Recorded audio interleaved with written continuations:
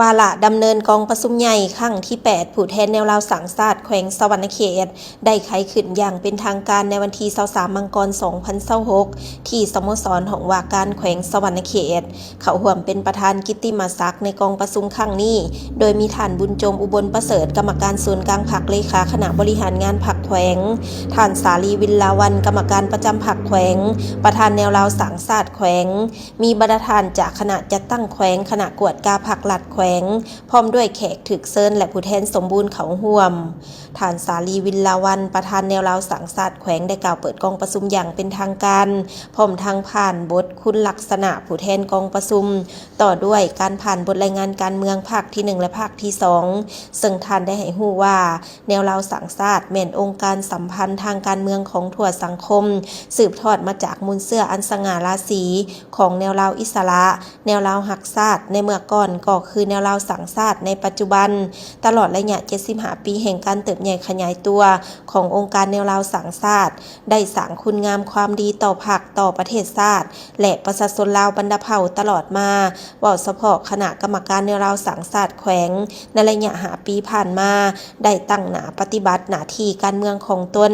โดยถือเอาเวียกงานศึกษาพรมเต่าโฮมความสามัคคีติดพันกับเวียกงานปลุกระดมขนขวายกำลังแห่งของประชาชนบรรดาเผ่าสั้นคนศาสนาในทั่วแขวงประกอบส่วนเขาในการปกปักรักษาและสังสาพัฒนาเฮ็ดให้ทั่วแขวงรักษาได้ความสามัคคีเป็นปึกแผ่นแน่นหนาสังคมมีความสงบเป็นระเบียบเรียบร้อยดีเศรษฐกิจมีการขยายตัวอย่างต่อเนื่องคงเขตวัฒนธรรมสังคมมีท่วงท่าขยายตัวดีขึ้นพื้นฐานโครงหลังได้รับการพัฒนาอย่างเป็นระบบชีวิตการเป็นอยู่ของประชาชนบรรดาเผ่า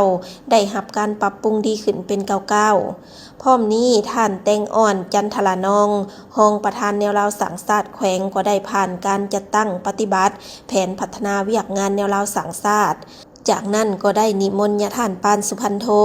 ประธานองค์การพุทธศาสนาสัมพันธ์ลาวแขวงสะหวรรณเขตได้ประกอบคำเห็นในหัวข้อการมีส่วนร่วมของคณะองค์การพุทธศาสนาสัมพันธ์แขวงในการสร้างสรรค์พัฒนาสังคม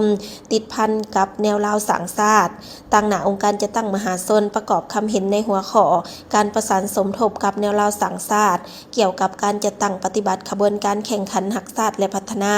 ต่อด้วยการประกอบคำเห็นของประธานแนวราวสังศาสตร์เมืองจำพรคณะสี่นำและประสานงานโครงการส่งเสริมและการผลิตเป็นสินค้าติดพันกับการท่องเที่ยวแนวราวสังศาสตร์ก็ได้ประกอบคำเห็นในกองประชุมครั้งนี้ด้วยจากนั้นในกองประชุมบรรดาผู้แทนสมบูรณ์ที่เป็นตัวแทนให้แก่ประชาชนบรรดาเผ่า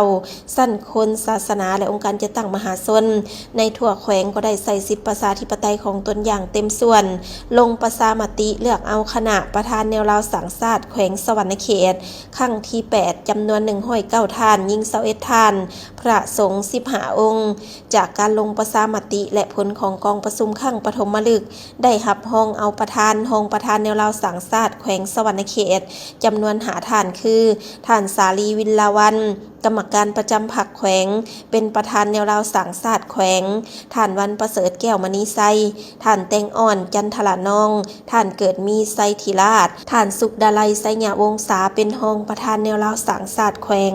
หับห้องเอาห้องประธานบ่อประจำการจำนวน2ท่านคือท่านเกียร์อูสิทธิเดชและท่านโสภาสุริยะวงศาหับห้องเอาคณะประจำแนวราวสังศาสตร์แขวงจำนวน10ท่านยิง2ท่านหับห้องเอาประธานคณะกวดกาของแนวราวสังศาสตร์แขวงจำนวน4ท่านยิง1ท่านคือท่านแตงอ่อนจันทรานองเป็นประธานกวดกาท่านนางเพชรสมรพวงจินดาท่านสุกเกษมบุตรเวชและท่านพันมหาสุริยะเป็นคณะกวดกา